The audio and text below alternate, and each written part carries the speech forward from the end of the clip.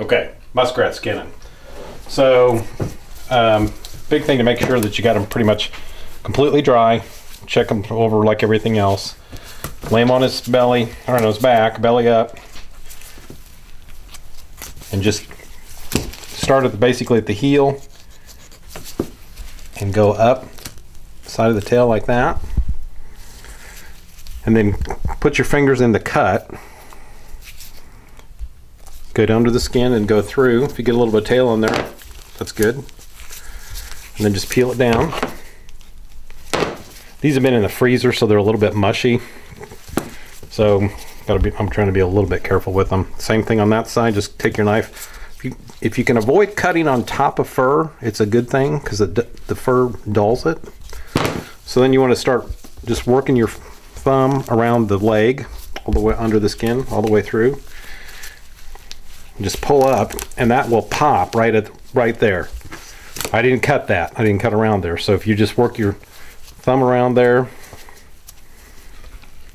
like that and pull up, it just comes off where it needs to. Super simple. All right, so grab the skin, set the muskrat on his butt, and then we have taken the head, and we're actually just going to shove the muskrat through like that, inside out. Okay. Now this area right here, particularly since it's in the freezer, if we're going to try to avoid getting the guts all over the place, so I'm going to take my knuckles and just work that like that. Now we're to the front legs, same thing. Thumb in, thumb in. Now we're to the head. So shoulders, and if you pull a little bit, you can see these muscles right here, and those are holding the ear butts. So just cut that right there. And right in front of that's the eyes. If you enlarge an eye hole, it's not the end of the world. And then just take your knife right in the side of their mouth. Just like that. Pull. Got the whiskers right here.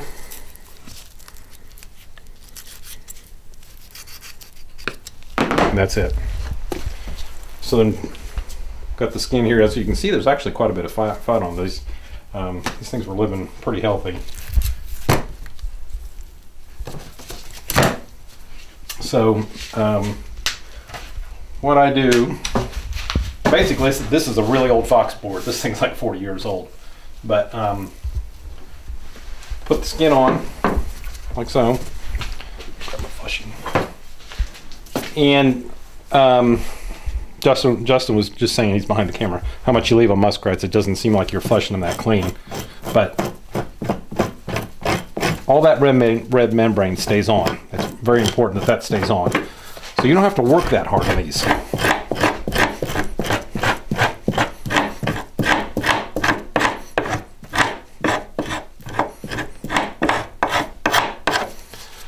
There's a bite mark right there that it's showing below the membrane, but these were caught in January, so they're starting to fight quite a bit.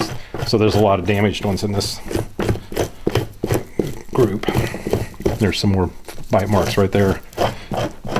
Fat off. By the way, did you notice I just turned the board over? I didn't rotate the skin, I just turned the board over.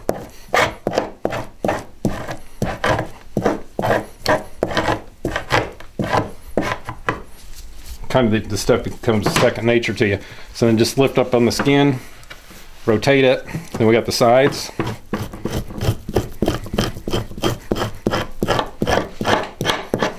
Turn the board over.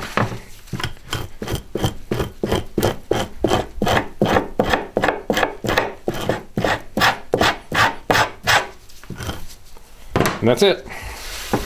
Put it on the stretcher. Should have had one out already, but let me grab one down here.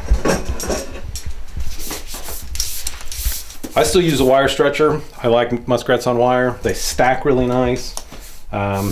Just make sure you don't have any rust on your stretchers. That's the biggest thing, but and I use wire. There's no large fur buying outfit that uses wood. Skin goes on the stretcher.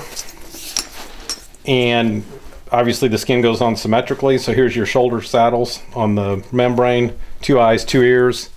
And if a lot of times when you skin them, it will actually stay on itself if you don't open the mouth up too much. But a lot of times you can use a clothespin. I've got a finishing nail here that I'm going to go through the nose like that, and then out, pull down.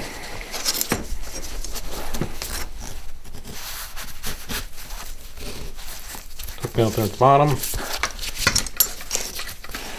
Same on the back, on the belly side. Straighten this out just a little bit.